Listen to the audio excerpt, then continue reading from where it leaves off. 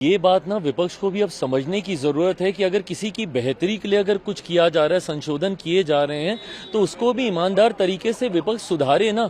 अगर पारदर्शिता किसी सिस्टम में लाने का प्रयास किया जा रहा है तो उससे ऐतराज किस बात का है। अगर एक ऐसा संशोधन लाया जा रहा है जो उस वर्ग के गरीब लोग हैं उनको मुख्य धारा के साथ जोड़ता है, तो इसमें तकलीफ क्या है। दिक्कत यह है कि जस्ट बिकॉज एनडीए लेके आ रहा है, प्रधानमंत्री नरेंद्र मोदी लेके आ रहे हैं, तो ये गलत ही है।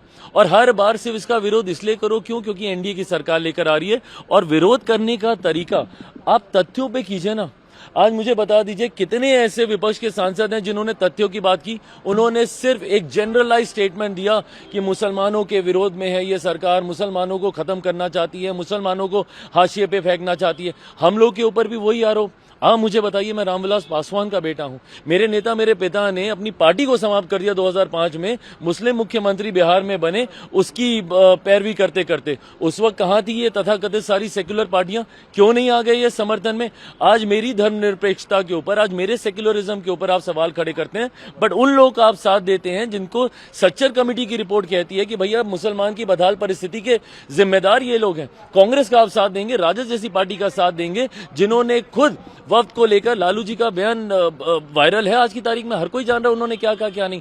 और विपक्ष की ये आदत बन गई है डराने की लोगों को। इन्होंने इसी तरीके से डराते डराते सीए के बारे में इन्होंने भ्रम फैलाने का प्रयास किया कि वो नागरिकता छीन लेगा। कौन से मुसलमान की नागरिकता छीन ली गई मुझे बताइए। मैंने सदन के इसी पटल में मैंने बोला था कि हाथ कंगन को आरसी के आने वाले समय में पता चल जाएगा किसकी नागरिकता गई। इतना समय हो गया, कौन से मुसलमान की नागरिकता छीन ली गई? धारा 370 हटाने को लेकर इसी तरीके का भ्रम फैलाया गया।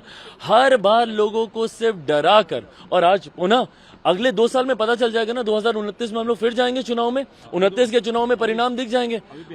अभी बिहार का चुनाव है 6-7 महीने के बाद, उसमें पता चल जाएगा भैया। अगर आप मुसलमानों के हक में, और ऐसे मुसलमानों के हक में जो गरीब वर्ग से आते हैं, उनको मुख्य धारा के साथ जोड़ने की सोच के साथ लाते हैं, तो इन लोगों को तकलीफ होती है। क्यों? क्योंकि ये लोग भ्रष्टाचारियों का संरक्षण करने की सोच रखते हैं।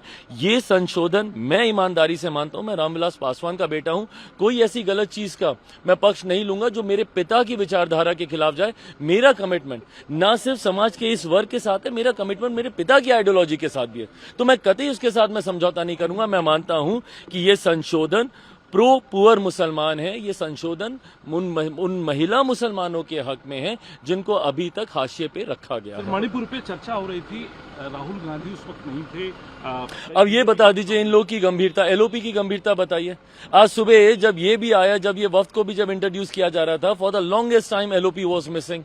अभी जब मणिपुर वाला मामला, मणिपुर इतनी बार ये लोग कह रहे हैं, उसका राजनीतिकरण कर रहे हैं, सब कर रहे हैं। और जब गृह मंत्री जी जब उसके ऊपर जब जवाब दे रहे हैं, जब अपनी बातों को रख रहे हैं, जब स्पष्टीकरण दे रहे हैं, आपके सवालों के जवाब दे रहे हैं, तो आप मौजूद रहना भी जरूरी नहीं समझते।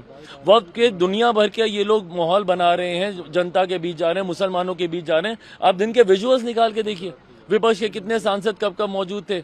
और खास तौर पर एलओपी की भूमिका, भाई you have to be present in the house, counter us every time, then you say that कि ये स्पीकर आपको बोलने नहीं देते, सरकार आपको बोलने नहीं देती।